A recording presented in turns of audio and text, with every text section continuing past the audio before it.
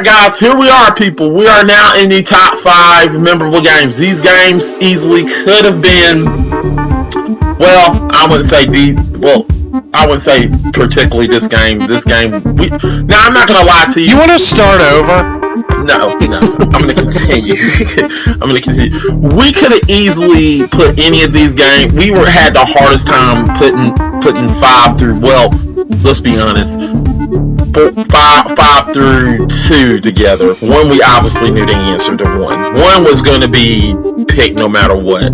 Only one of us had a problem with 1, but none of us did. What was number 1 again? We will not. We will not reveal that yet. Yeah. I guess we should leave that a spoiler. Yeah. Spoilers. I don't know it either. Everybody. Cool. Anyway, guys. So let's talk about number 5 on the list. Prince of Persia: The Sands of Time. This is Scott's answer. Yes, it is. Why is it? This is one of the games that I played. That's all you had to say?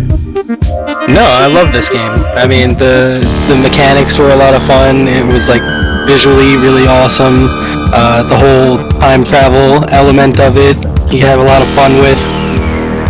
Yeah, I was gonna say, like, when you see like a lot of games come out now where they had, or not come out now, but like the remasters on Switch or on PS4 of like classic like Capcom games, and it's like, oh, hold L and R to pause and rewind your progress, like your save stating. It's like, we take that for granted now, but that was a straight-up mechanic for Prince of Persia: Sands of Time. With a narrative mechanic as well. Yeah, it was one of the most badass things you could do in a video game at that time. That what I think one of the big introductions of like the wall running element in a 3D game. Yeah. And how good it felt. Yeah. It was like an early example of like parkour. Well, one thing I think is memorable, it takes trial and error to another level. Like, you can fail, but you can automatically go back and get to that spot instead of you going through progress. Now, there is a point where it just like you're at a point of no return. Now, don't get me wrong, there is a point you can fuck up and not get back to that point, run out of sands. But you can only rewind time so far. I think it's only like 10 seconds. Yeah, but something like that. Yeah, something like that. But see, that's what I'm saying. But I think the only thing is when I play Prince of Persia, it only affects me when I'm trying to destroy a bunch of people. Or I'm trying to fight a bunch of people and destroy them, but they end up taking my life, and I run 10 seconds, they hit me with the same attack every time. That's where it gets you. But other than that, like wall jumping, when you get yourself stuck in like a death loop. Yeah, exactly what happened. Like, fuck, I can't do nothing. Then sometimes just gotta take the L, man. Yeah, you do. You gotta take the L. But the weaponry is interesting. The powers are memorable. You know, the fact that you can stop time for 2 seconds and just slaughter everybody in 2 seconds. It's like a slaughter mode. Yeah. It was really fun. There was a lot of fun in Prince of Persia. There was a lot of thinking in Prince of Persia with this game. The developers really took the time out to create a memorable game. Absolutely. And everything fit together really well. Like, I'm sure you could say by today's standards it's a little clunky, but at the time the game was smooth as butter. Oh yeah. Level design was on like that shit was peak. Yeah. At the time. Yeah. To really like facilitate like clever platforming. Because more than anything, Prince of Persia: The Sands of Time, a lot of people say it's an action game. No, there's action elements in it, but I would argue it's a platformer first. Yeah, it's a platformer. That's what we voted this. Yeah, I didn't argue it wasn't a platformer. Yeah, it is a platformer. There is platformer. Yeah, because as much as Mac is like focusing on the combat of it, like you said, I think most of it is. Most of it. Yeah, I know it focuses on combat. But yeah, you're right. You're right. I was focusing on the combat, but you're absolutely correct. There is a lot of platforming in this.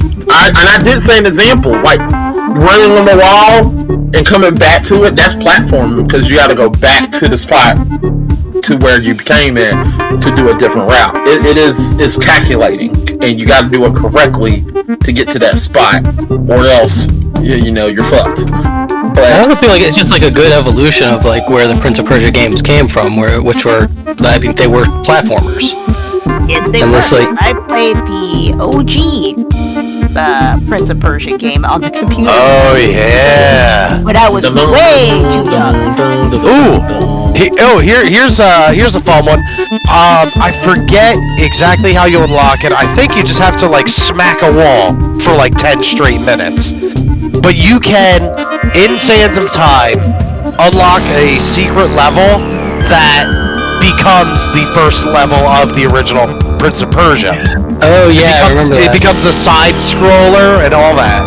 Yeah, but just with the new character and level designs. Yeah, and I think you could like you could break into a room and just find like a thank you message from the developers or something. Right.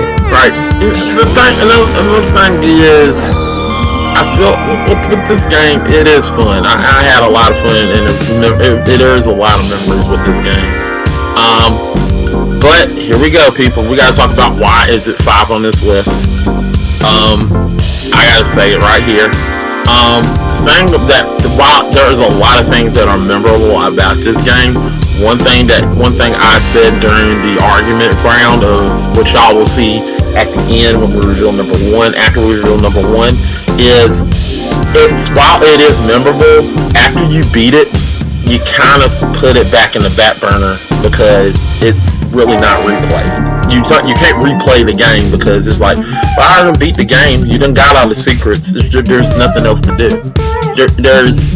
While it is memorable, the gameplay is memorable, and everything about it is good. The story is memorable. It just goes back on the shelf and collects dust. So that's the reason. I played it a bunch of times. I get it. Yeah, I don't know. And like I get it. There's not a ton of replay value to it. Like you don't unlock a whole lot of shit No. for beating it. But I think it's worth playing over. Oh yeah, it's worth playing. Yeah, fun. it's worth playing again. I'm not saying it's not worth it because I'm just saying like 4 through 1, you can go back to them and you can play it again and you find something new every time. But with Prince of Persia, after you beat it and you find stuff, it's just like, okay, cool, that's fun, but you forget about it. Memorable game. It's just very, very tough to go back and play it and try to find something new. Just beat your score or something. Well, I mean, it's not really a game that's about score. Or just beat your time. Like, try to beat. Yeah, you beat your time.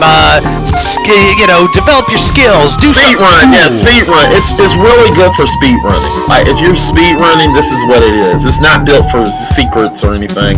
It's built for speed runners. That's what this game is for. Hey, Mist. Yeah. Should Sands of Time go on the list for when I get a PS2? Yes. All right, deal. Well, you heard that, people. DTH Games is going to be playing Sands of Time. And Silent Hill 2, and Silent Hill 3, and Xenogears, and Onimusha Warlords, and The Bouncer, And a game everyone forgot. and Snake Eater. I didn't say that, but maybe if you're lucky. Yeah. You know what? I'm gonna play Sons of Liberty. Cause hell yeah, hashtag Raiden supremacy. Cool. Alright, cool. Ryan can go fuck himself. Alright, so, yeah, that's it, people. We are at number 5, so next time you'll see us, we will talk about the number 4 game. What is the number 4 game? Yo, it's got me there. I'm not gonna tell you, you're gonna have to see tomorrow. Oh, wow. Well, guys, we'll see you next time.